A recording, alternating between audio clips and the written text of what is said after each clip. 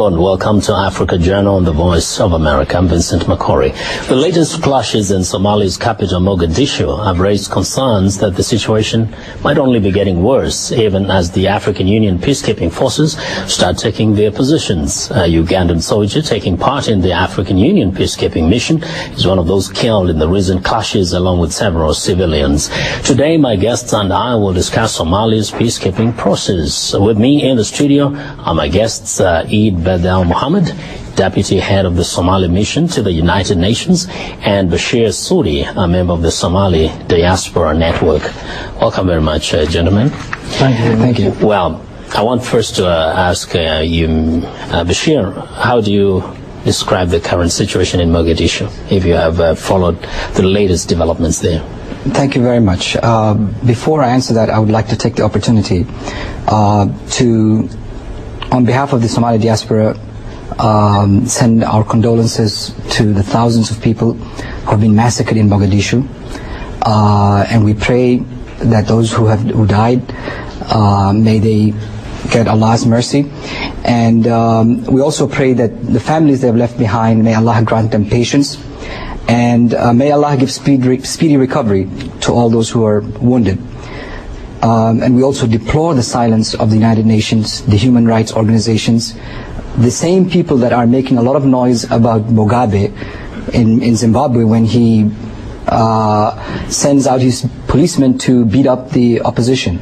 Mind you, not shoot them, not kill them, beat them up. But in Somalia, mortars, artillery shell, people have been killed by the thousand. Shabelenews.com, please watch that, look into that, and you will see dead bodies, pictures of dead bodies on the streets. So what you're saying looks like is Armageddon. The situation right now is bad from your personal analysis, from what you know. Disastrous. It is estimated, he's talked about thousands, but in the recent past, it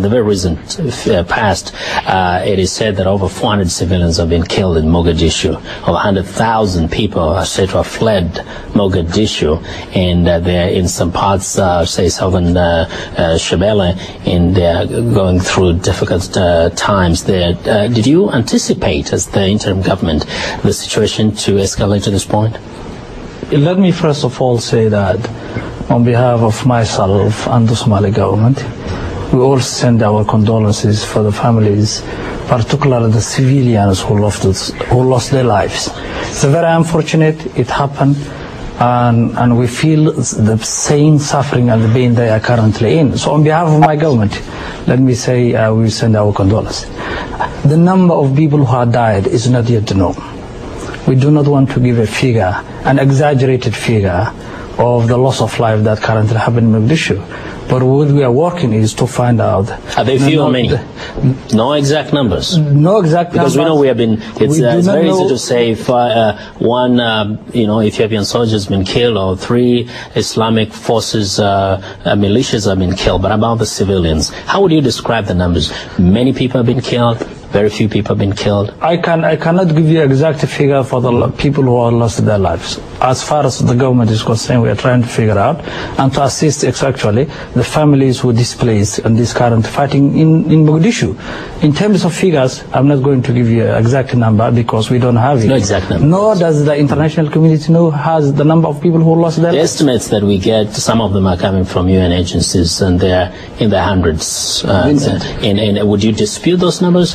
And not exact number, you're not talking about a particular exact number, but in terms of, the magnitude of the problem. I came from New York. I'm based at the United Nations. I do understand what the UN said. They have not yet given any specific number of people who lost their lives.